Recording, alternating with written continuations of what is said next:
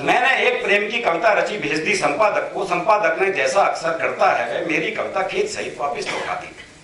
मुझको एक शरारत सूझी। 15 दिन के बाद वही कविता उसी खेत सहित संपादक को ही पुनः भेज दी। साथ पत्र लिख दिया, प्यार से भरकर अपना हिया, पूज्य संपादक जी कविता भेज रही हूँ। पूज्य संपादक कविता भेज रही हूँ। मेरा प्रथम प्रयास है, जीवन के 16 वर्षों में पहली बार लिखी है मैंने। आशा है दिल आप नहीं मेरा तोड़ेंगे, मेरी इस कविता को वापस मेरे पास नहीं मोड़ेंगे। आभारी होंगी यदि कविता छप जाएगी, शेष आपकी कृपा चाहिए, आपकी पद्मनी। संपादक की चिट्ठी आई।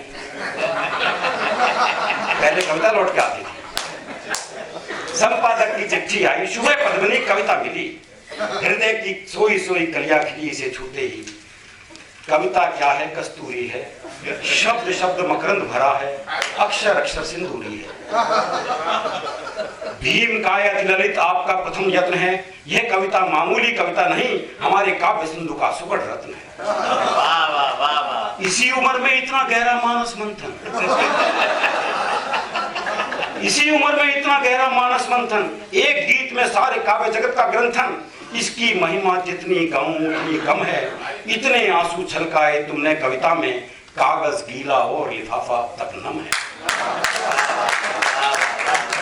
कौन अभागा संपादक होगा जो इसको लौटाएगा। हम बुझ का रस छोड़ भ्रमर क्यों की करके फल को खाएगा। और इससे ज्यादा कोई संपादक किसी के लिए नहीं कर सकता जो ये कर रहे हैं संपादक। अंबुज का रस छोड़ भ्रमर क्यों की करके फल को खाएगा।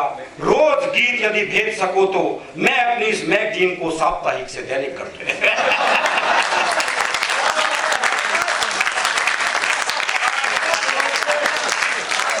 रोज गीत यदि भेज सको तो मैं अपनी इस मैगजीन को साप्ताहिक से दैनिक कर दूं। हिंदी का साहित्य सरोवर पद्मों के सौरभ से भर दूं। लिखते ही प्रेषित कर दिया करे कविता को, रस में डूबा सदा आपका चिर संपादक रसिक बिहारी।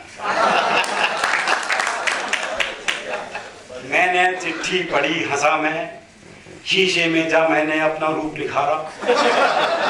मैं बेचारा और पद्मनी कहाँ वो फुसट संपादक जो जीवन के 50 से ज्यादा पतझड़ देख चुका है।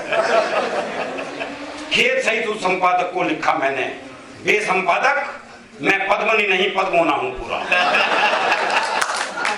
बे संपादक मैं पद्मनी नहीं पद्मोना हूं पूरा, खबरदार जो बुरी आंख से मुझको घूरा।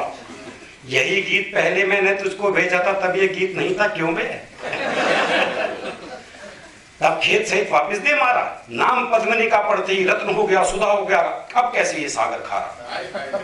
बे साहित्यिक सांड चलेगा कब तक ऐसे, काव्य कुंज में क्यों कीचड़ फैलाता है तू अरण्य भैसे। कविता पढ़ता नहीं नाम पढ़ता है बे तू। लिंग भेद ही तेरे लिए काव्य का हेतु।